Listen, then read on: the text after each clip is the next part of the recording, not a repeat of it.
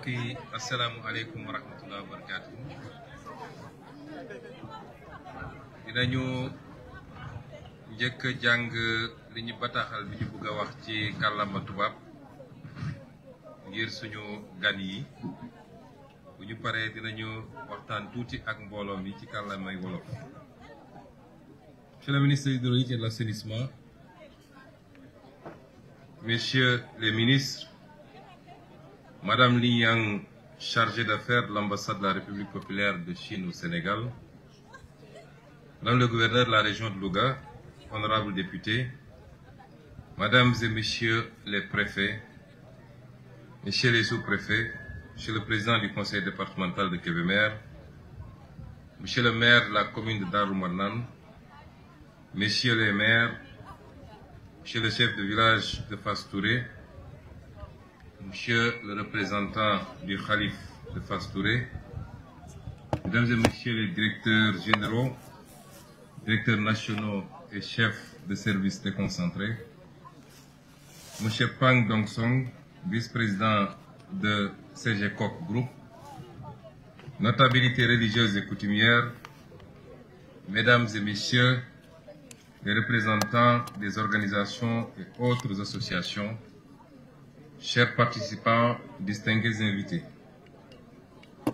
C'est avec un réel plaisir que je viens ici à Fass Touré au nom de son Excellence, Monsieur le Président Bassirou Diomaye Diakhar Faye, procéder au lancement officiel des travaux de la phase 2 du projet d'approvisionnement en eau potable en milieu rural. Je voudrais tout d'abord exprimer à l'assistance toute ma gratitude pour l'accueil chaleureux et la forte mobilisation qui témoignent, si besoin en était, de votre adhésion à l'action gouvernementale dont les réalisations visent essentiellement à prendre en charge les préoccupations des populations dans tous les domaines. Ces remerciements vont également à l'endroit du Khalif de Fass Touré, Serigne Abdelaziz Touré, à qui nous souhaitons longue vie et bonne santé. Vos prières et encouragements constituent pour nous une intarissable source de motivation et d'engagement. Mesdames, Messieurs, je précise que cette cérémonie s'inscrit dans le cadre d'une série d'actes de matérialisation de la volonté du chef de l'État et de son gouvernement d'améliorer significativement l'accès sécurisé à l'eau pour tous les usages. Pour rappel, dès l'inauguration de notre mandat, à la deuxième réunion du Conseil des ministres tenue le 17 avril 2024, l'une des directives présidentielles portait déjà sur la tenue d'un conseil interministériel sur le secteur hydraulique afin de faire des propositions urgentes visant notamment l'accélération des réalisations des projets hydrauliques, l'évaluation des délégations de services publics de l'eau en milieu urbain et rural, l'évaluation du système de tarification de l'eau et l'adoption d'un grand programme national consolidé d'accès à l'eau potable. Je précise que ce conseil interministériel a été tenu depuis lors. Comme vous l'avez tous constaté, plusieurs initiatives ont été lancées, dont la plus marquante est celle des autoroutes de l'eau qui se conçoivent à travers la réalisation de grands transferts d'eau depuis des sources de grande disponibilité vers celles déficitaires et de grande consommation. Ainsi, cette initiative portera entre autres sur le grand transfert du lac de Guiers vers le triangle Dakar-Mbour-Thiès, incluant une branche vers la ville de Touba, dont le réseau sera intégralement renouvelé et modernisé. Je voudrais dire que le programme que nous lançons aujourd'hui n'est qu'un palliatif en attendant la réalisation de ce grand projet qui permettra de régler définitivement les préoccupations en matière hydraulique des populations de la zone, y compris la question de la salinité qui a été soulevée tantôt. Il y a également le transfert du lac de Guiers vers le Ferlo, les transferts interbassins avec 3 branches allant du fleuve Gambie, le barrage de Sambagalou, de la Kouluntou et de Bakel vers le bassin arachidier jusqu'à Thiès. les transferts d'eau souterraine de l'axe Malem-Odar-Sadio, entre autres. D'ailleurs, au regard des ambitions déclinées à travers l'agenda national de transformation Sénégal 2050, la garantie de l'accès sécurisé à l'eau, qui constitue un droit humain fondamental consacré par les Nations Unies, revêt une dimension primordiale. Dès lors, la seule approche qui s'impose est de s'inscrire dans la construction de solutions structurelles et équitables à travers le nouveau référentiel 2050. L'un des principaux engagements est de faire du Sénégal un pays juste où les inégalités sociales et les iniquités territoriales seront fortement réduites et où tous les citoyens bénéficieront de la même qualité de services, d'éducation, de santé, d'accès à l'eau, à l'électricité et à l'assainissement, à un logement décent, qu'ils habitent en ville ou dans un milieu rural, au nord comme au sud et d'ouest en est. La prise en charge des besoins en ce qui concerne l'eau sera basée sur une approche sécurité qui suggère une planification à long terme, notamment à l'horizon 2050, tenant compte de l'évolution démographique, une prise en compte de tous les usages et une diversification des sources en vue d'aboutir à une balance hydrique favorable. Mesdames et messieurs, parallèlement à cette initiative des autoroutes de l'eau visant à régler de manière durable et sur un horizon moyen terme les problèmes de disponibilité de l'eau partout, pour tous et pour tous les usages, le gouvernement poursuivra ses efforts de prise en charge immédiate de tous les besoins en eau potable ayant un caractère urgent. D'où la pertinence de ce grand projet que nous venons de lancer et qui fait partie d'un dispositif global de nivellement des conditions d'accès à l'eau entre le milieu rural et le milieu urbain devant répondre aux mêmes standards. Par ailleurs, les travaux afférents à ce projet, en sus de s'inscrire en droite ligne du référentiel qui fait de l'équité un principe majeur, contribueront à l'atteinte des objectifs de développement durable, notamment son volet 6, eau potable et assainissement. Je vous ferai l'économie, je vous passerai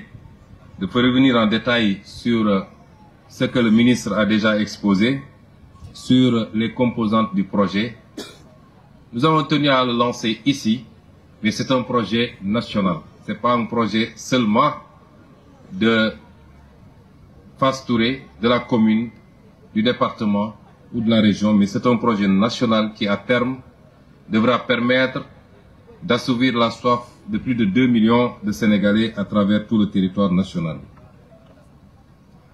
Mais qui dit accès à l'eau, notamment en milieu rural, inclut nécessairement le volet gouvernance.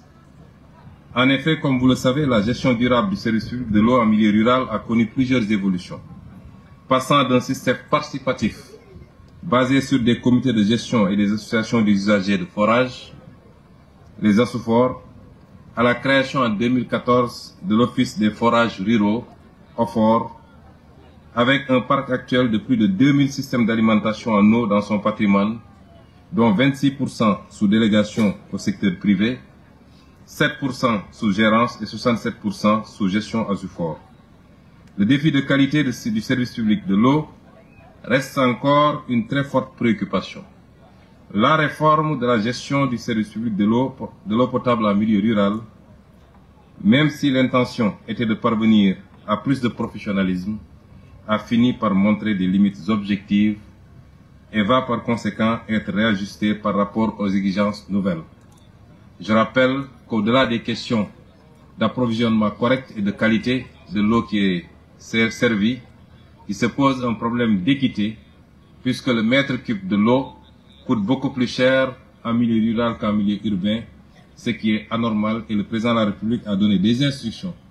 pour que l'eau soit vendue au même prix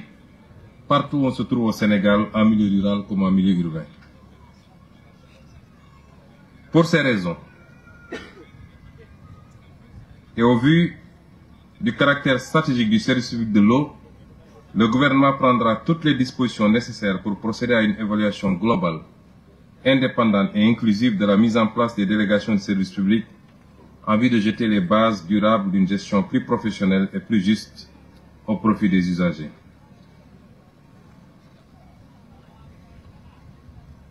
Monsieur le chargé d'affaires de l'ambassade de la République populaire de Chine au Sénégal, je voudrais à travers votre personne remercier, au nom du président de la République,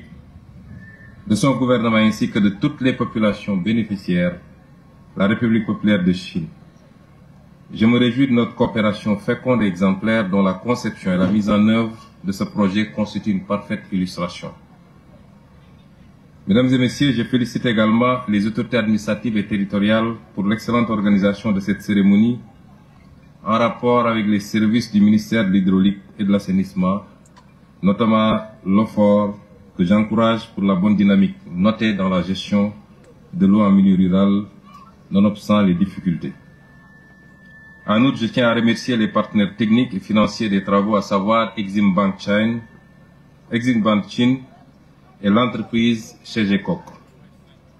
Monsieur le ministre de l'Hydraulique et de l'Assainissement, avant de terminer mon propos, je voudrais vous féliciter avec vos équipes pour toutes les initiatives que vous êtes en train de prendre et également pour encourager et poursuivre les projets en cours, notamment l'élaboration du programme national d'accès à l'eau potable,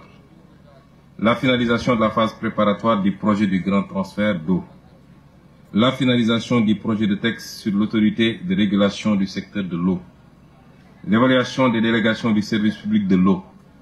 ainsi que la finalisation et la mise en œuvre des conclusions des concertations nationales inclusives sur l'eau et l'assainissement tenues à Kaolack du 21 au 23 novembre 2024. Toutes ces initiatives permettront de régler définitivement la délicate problématique de l'accès à l'eau au Sénégal pour les populations. Enfin, l'acte d'aujourd'hui marque le lancement des grands chantiers du président Bassirou Diomaye Faye dans les prochaines semaines et mois. Le pays entier sera en marche vers son destin et sa transformation à travers un portefeuille de programmes et de projets structurants et une gestion assainie tenant compte des impairs du passé. En effet, lors de ma déclaration de politique générale, parlant de la gestion antérieure, je rappelais que l'action publique se résume essentiellement à du saupoudrage. Elle mobilise le temps et l'énergie de nombreux acteurs, elle coûte cher, mais a peu d'impact. Et je concluais plus loin que dorénavant, la politique d'investissement public, les partenariats de type public-privé, notamment, sera repensée pour corriger les déséquilibres et les imperfections constatées au cours de la dernière décennie. Une attention particulière sera apportée au coût unitaire, en redéfinissant la politique de commande publique et en retenant partout des prix de référence. La qualité des ouvrages et les délais de livraison de la commande publique seront des impératifs que tout contractant devra respecter. Par-dessus tout, la transparence devra être de rigueur dans le choix des entreprises contractantes qui devront remplir toutes les exigences de qualification et d'expérience requises. L'optimisation, l'efficience et la transparence seront désormais les maîtres mots de la politique d'investissement pour la transformation structurelle du Sénégal et la satisfaction des besoins de concitoyens. Monsieur le ministre, messieurs les partenaires, chers représentants de l'entreprise, nous vous exhortons à tenir ce projet dans les délais convenus, c'est-à-dire les 30 mois qui figurent dans la Convention. Sur ces mots, je souhaite un bon déroulement des travaux de la phase 2 du projet d'approvisionnement en eau potable en milieu rural. J'espère que, par la grâce d'Allah, de Tout-Puissant, nous espérons pouvoir revenir ici dans 30 mois, afin qu'ensemble nous puissions réceptionner les réalisations attendues de ce programme important. Je vous remercie de votre aimable attention.